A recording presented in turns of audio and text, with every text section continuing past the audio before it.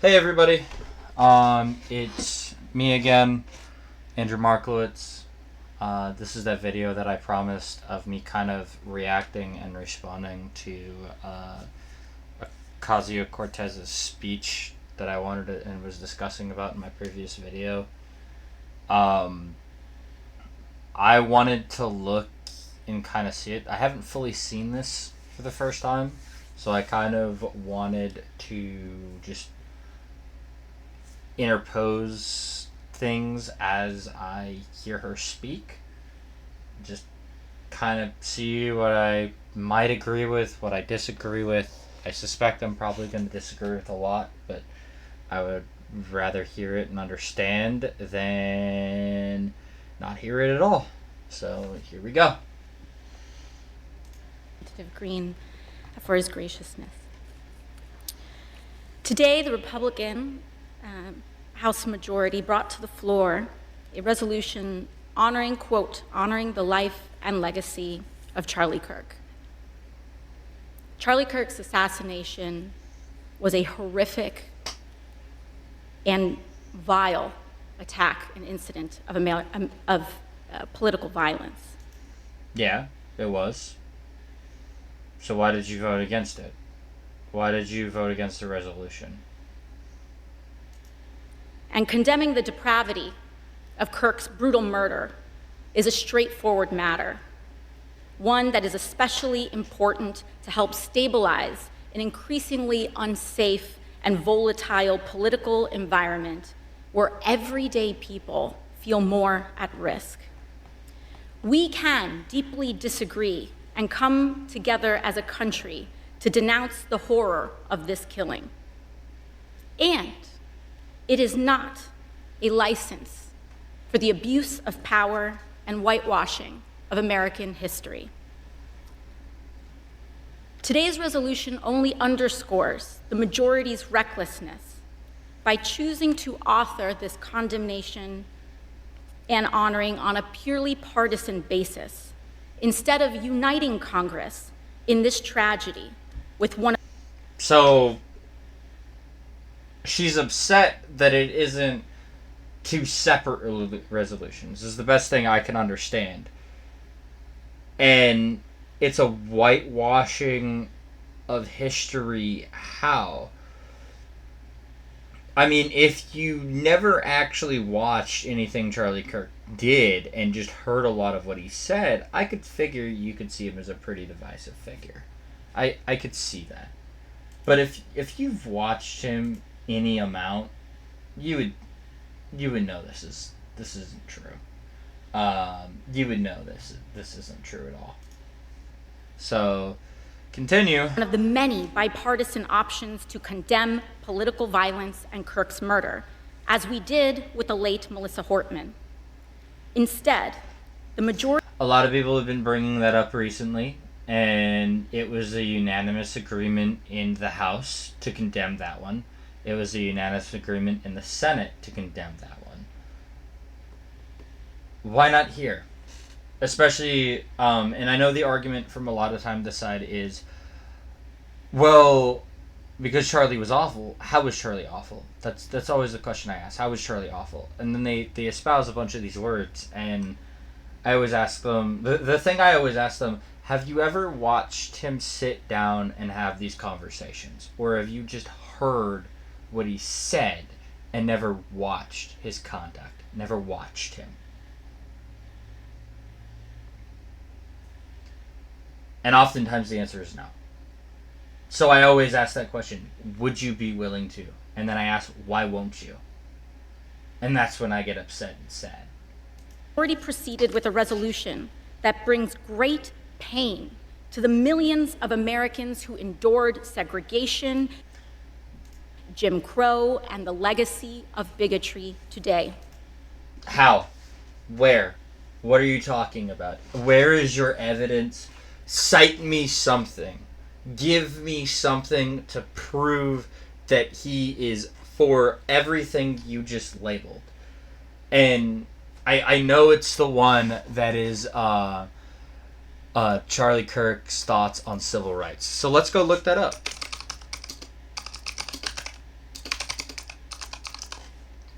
Civil Rights Act.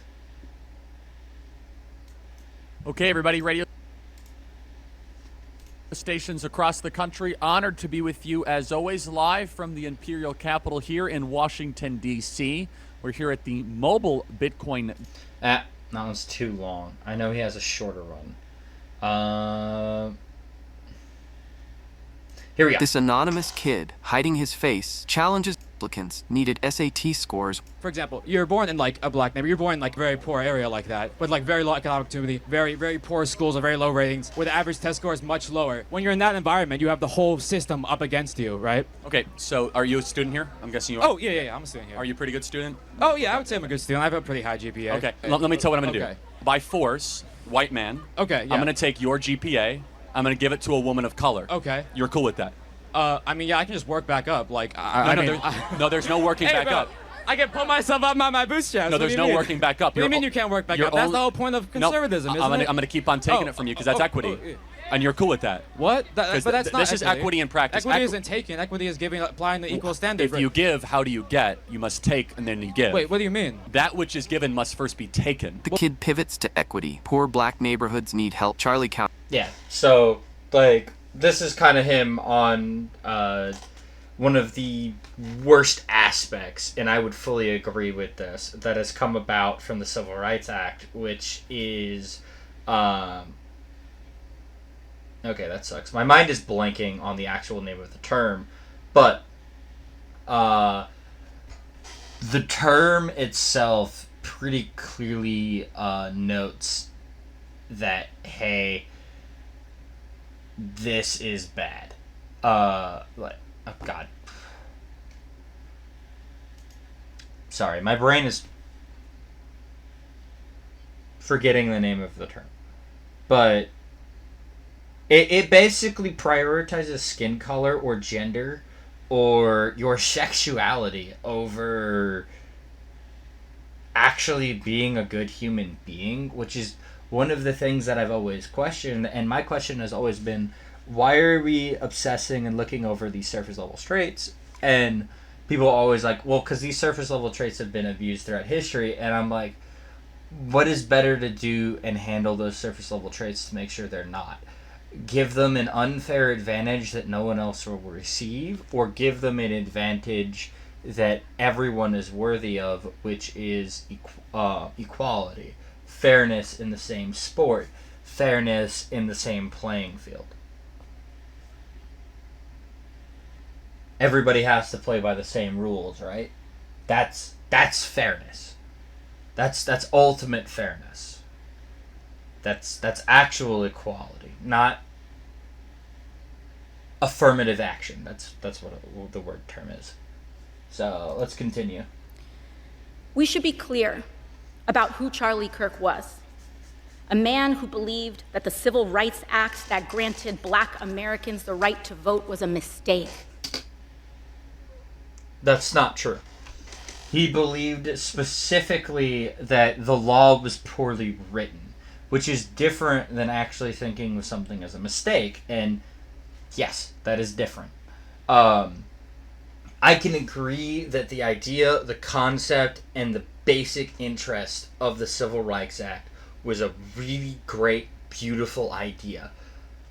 But there are plenty of things throughout history, and history can show you this, that sound great, beautiful, and awesome, that go about conducting themselves and get conducted in terrible, horrible ways, because when people are in power, they will abuse power and they will twist the rules to their benefit. We've seen that time and time again throughout history.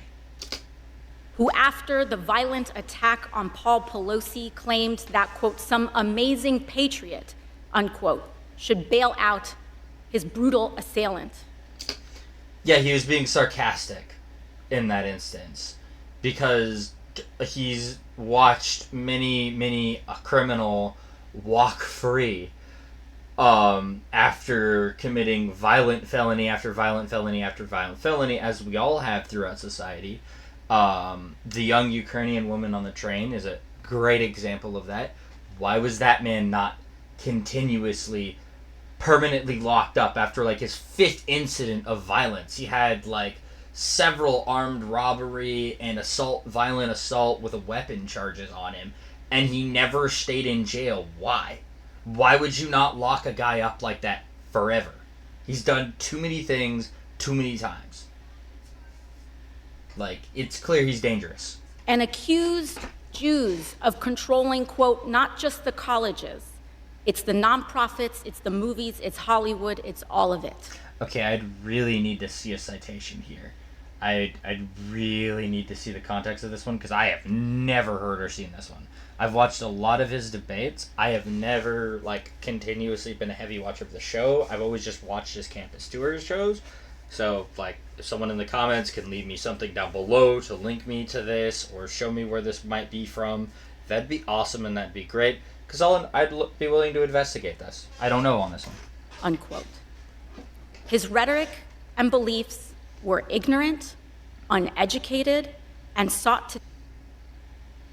I have to completely disagree with that. Charlie Kirk was incredibly educated.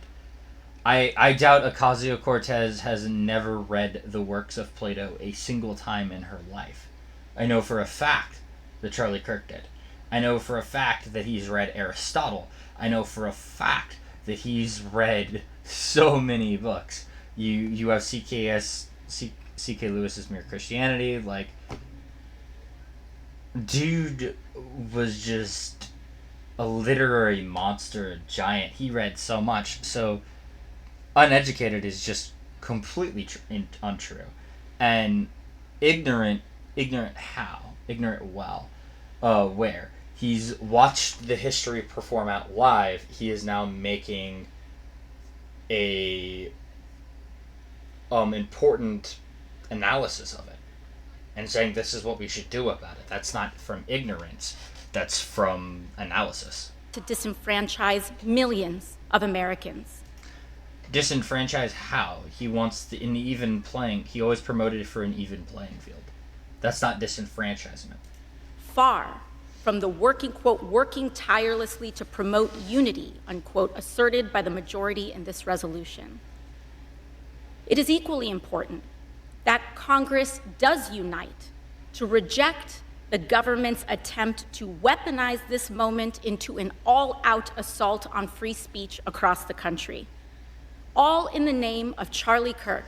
Yeah, I've seen a lot of weaponizing it from the left, not a whole lot of it from the right, and I haven't seen a whole lot of weaponization here either. President Trump and the FCC are now cynically threatening to shut down ABC and any outlets who give airtime to the administration's political critics. That's not true at all. Jimmy Kimmel was getting handled for that because of the fact that he made a completely false statement targeting the opposite side of the aisle and claiming it was theirs, and therefore aspiring and espousing and promoting terrorism. Like, genuinely did that. He genuinely went, it was the right. It was totally the right's person. Like, what the heck, dude? A guy just died and you're immediately already playing the blame game? It's a disgusting attack on the American people and the very First Amendment rights that define us as a country. It is also the ABC Corporation's responsibility to refuse to embolden and participate in this... Okay, I'm going to end it here because I'm almost out of runtime. But, yeah, this is just completely incorrect. Like, completely. This is always my problem with people on the left, is they like to take a basic, simplistic information game on something and then twist and expand and deepen on it, but not dig below the surface level. So they like to build a whole foundation with, like, 2 inches of ground for knowledge. And that's always been my problem with it. This has kind of just been my questioning and asking of this whole speech. I don't know. Hope you guys liked it. Catch you guys later. Bye. Remember to like, sub, all that stuff.